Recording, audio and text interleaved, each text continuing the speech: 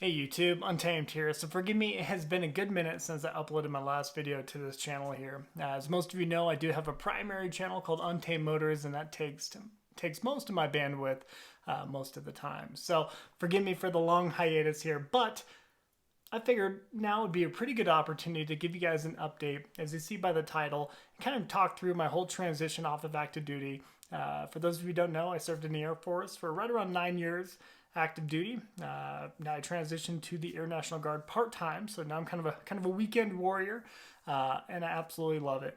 Super happy with the jump to Air National Guard. It's been phenomenal so far, and now a full-time civilian career. So loving it, absolutely loving it, but it did not come without some struggle. And forgive me, guys, I do have braces now, so S's are hitting a little harder. Forgive me in advance. I'm sounding a little bit like Mike Tyson, but we'll get through this. So I left active duty right around July of last year. So July of 2022 is when I left active duty. So I was still technically on terminal leave through up until November 1st. So I had a good chunk of leave built up as I departed active duty. So I had some kind of a breather, some cushion, so I can kind of reestablish myself in the civilian world, try to get a new job going, new career going, and really just kind of get planted here in Wyoming, where we came back to. And it was tough. There was a lot of trials and tribulations throughout the several months after leaving active duty, and it was much more difficult to find a new position, a new career, than I thought it was going to be, if I'm being honest. So I kind of talked through that in one of my previous videos. If you want to check that out, feel free to do so. But instead, I'm going to really focus on the struggles that I experienced as I was leaving active duty, and then kind of wrap this video up with some tips for some of you guys if you are in a very similar boat where you're considering leaving active duty and joining the reserves or the Air National Guard, or just separating entirely, and kind of walk you through some things that helped me as I was departing, and hopefully they can help you too. So I'll kind of wrap up the video with that. So right from the get-go, do I regret it? The answer is no. So it took me a while to kind of get there. I kept waiting for an aha moment, a moment to just kind of punch me right in the face and say, hey, this is why you decided to leave active duty, and now it all makes sense. I kept waiting for that, just waiting for that moment to hit me, and it never came.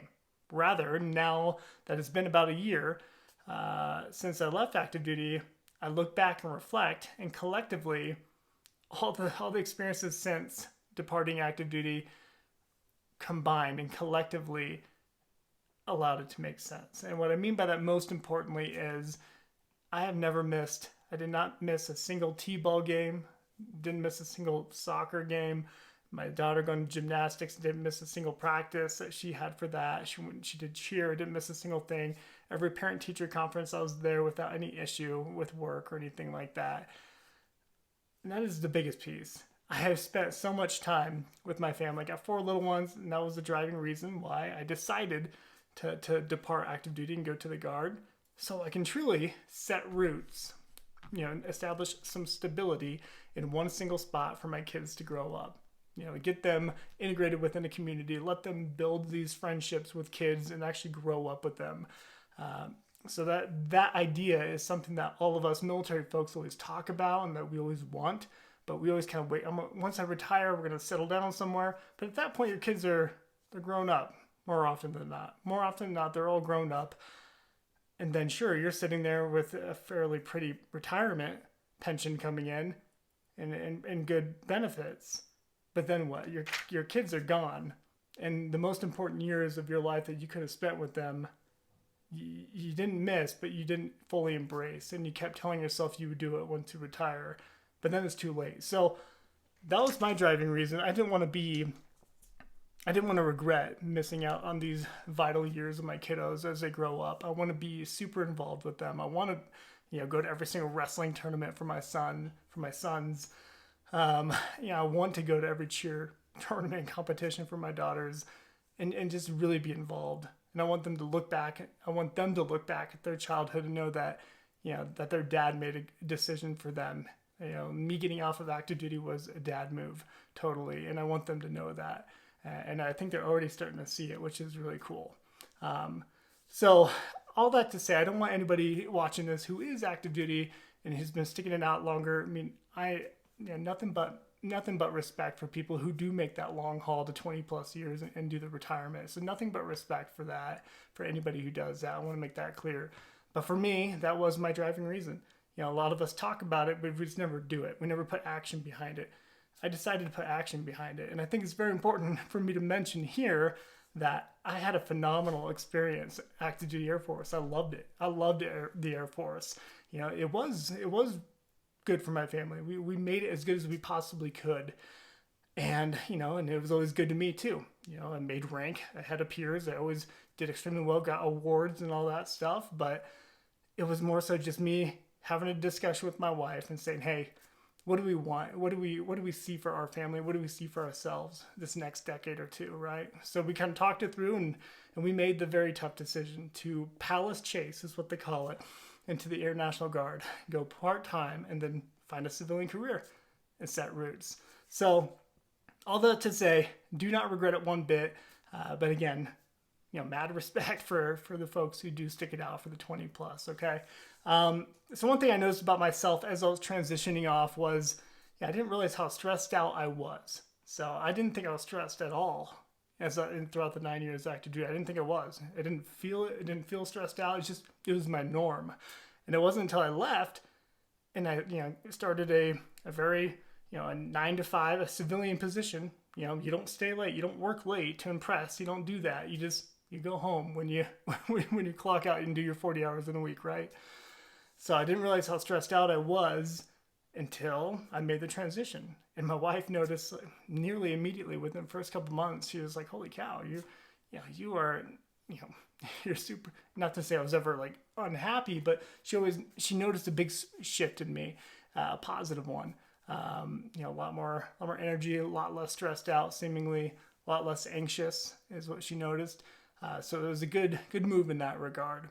The one detriment to leaving active duty for me was losing that sense of purpose, right? That camaraderie that we have with our peers and with everybody, the men and women wearing the uniform. You lose that sense of camaraderie, that sense of purpose, and that is difficult. And it's nearly impossible to replicate in the civilian world. So we always kind of long and miss that.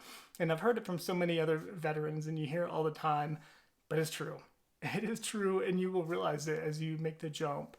But over time, and I'm talking probably 6 to 8 months, you start to kind of get used to it, and you start to embrace your new identity, if you will, within your civilian role, and you really begin to appreciate your new pace. Is at least for me, that's how I started to see about that 6 to 8 month time period, right around there.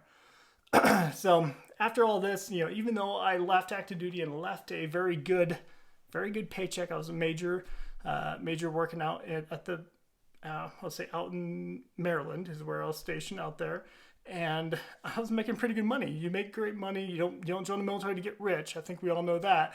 But, between the location pay and just the fact that being active duty, you do have tax-free income, your base pay anyway, right? So that is huge. And then you join the civilian world. I work also for the government still in a different capacity now, but now our base pay, our pay is fully taxed. You notice it immediately. So you take a pretty big pay cut, depending on what rank you are, of course. But for me, it was a big pay cut, but it doesn't matter. It doesn't matter to me. It is just money at the end of the day. As long as you have the time. I think that is what I'm really growing to learn is the most important. Having that time to be with your family while still making ends meet just fine, of course, is the most important thing, and that has been the case for me. Being able to put my family first ever since leaving active duty has been great, and just knowing, like I said, that we can set roots here and get involved in the community and really build these relationships that will be a long-lasting, perhaps even, lifelong relationships is really, really cool to me, and I love that. My wife and I, we love that. Since leaving active duty, I've been able to pursue some goals and a primary dream of mine. And, one of them was real estate. I went and earned my real estate license real quick after leaving active duty. And that's always been a goal of mine. And not to say you can't do it while you're active duty, but I just, couldn't find the time necessarily, right, and fit it in. I was able to do that right after leaving, and super proud that I did that.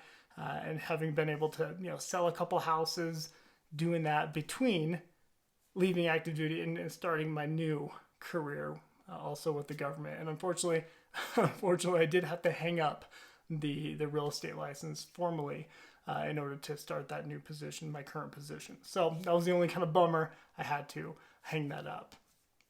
But I'm still happy that I learned that skill set, and again, it might serve me well in the future, even when I sell like my own house and whatnot. But my primary dream is to end goal here. My primary dream is to eventually open up a premier used vehicle dealership that focuses on selling really top of the line, low mileage vehicles, primarily Toyotas, like Toyota FJ Cruiser, Trail Tames, 4Runner, TRD Pros, Tundra, Sequoias, a very premier dealership, not a bodunk, run of the mill corner lot with slick back hair. I'm talking, one that you'd be very proud to buy a vehicle from, with very fair priced vehicles too. So that is my goal through Untamed Motors. I formally started my company, Untamed Motors LLC, since leaving active duty. So it was always kind of a dream, and that's the foundation of what I ultimately want to get to. Throughout the few months between leaving active duty and starting with my new position, my current position, I decided to do an auto brokerage service nationwide through my Untamed Motors YouTube channel, and that really took off. It isn't necessarily my passion. My passion is to buy vehicles, clean them up, maybe put a lift kit on them, put wheels and tires on them, and then sell them that way through my dealership, Untamed Motors. But in the meantime, I was able to at least do the auto brokerage piece of it, where I helped people find the vehicles that they wanted within the price range they wanted to pay and within the distance that they were willing to travel to get it. I negotiated deals for people and then connected them to the dealerships. So that's what I did for a while, and that was awesome. Awesome. People were super receptive to it, and I was able to help a lot of people get into the vehicles they wanted to be in. So that was an awesome experience. Very grateful to have been able to do that. So that will always be a piece of my end goal dream of making that premier dealership, kind of including that as a piece of that puzzle. So I was able to do that, and I'm super happy that I was able to. It was a ton of fun. So I'm happy to kind of dig a little bit more into that if anybody's interested in hearing the details of that and including it within the LLC there. So I have a couple notes over here. I'm kind of peeking over at it.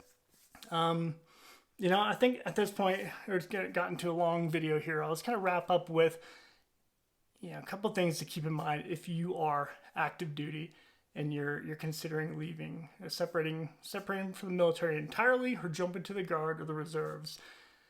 The one thing that I thought was pretty difficult was, even though I had a ton of support from my friends and any of my supervisors at my last position, they were all super supportive of me making this decision to voluntarily separate.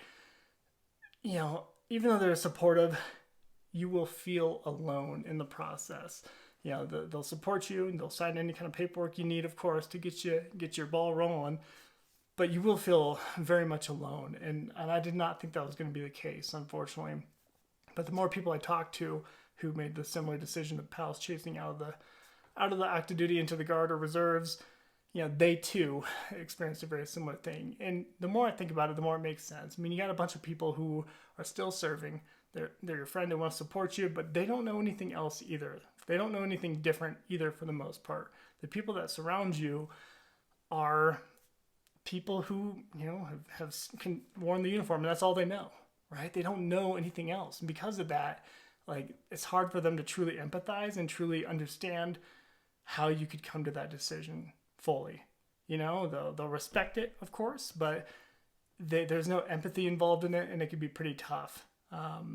So just know that as you're going through the entire experience, you will feel alone in the process, even with the support. You're going to feel alone. And the biggest piece of advice, if anything I can even throw to you, I'm just going to chuck this at you, is to leave with grace. Because I think it's very easy for the last 2 months of your active duty time for you to start to kick your feet up or even leave with a level of animosity because of that. because you're not getting that full empathetic support from people. It's easy for you to start getting a little aggravated. And especially when they're continuing to ask you to do work up until your last week on active duty, that's going to happen. It's going to happen. More often than not, that does happen. So just the biggest piece of advice is to leave with grace. Suck it up and just continue to, don't take anything personally. If anybody's seemingly kind of getting under your skin as you're on their way out, don't take it personally. Just leave with grace. That'll set you up for success. And if you don't want to look back at your time in the service, whether it's 4 years or in my case 9 years or even more than that, you don't want to look back at it and feel negative about it. You want to have a positive outlook on your experience and on your service. That's my opinion anyway. So if I can give you any advice, it's just to do your best to kind of play by the rules on the way out and leave with grace. And then I think you'll feel really good about it after you actually depart. Because once you get on the other side, it starts to make sense. The snowball starts rolling, and you'll feel good about your decision before you know it. So, long video here. Hopefully some of you maybe find this useful. At any rate, I do appreciate you watching as always. Until next time.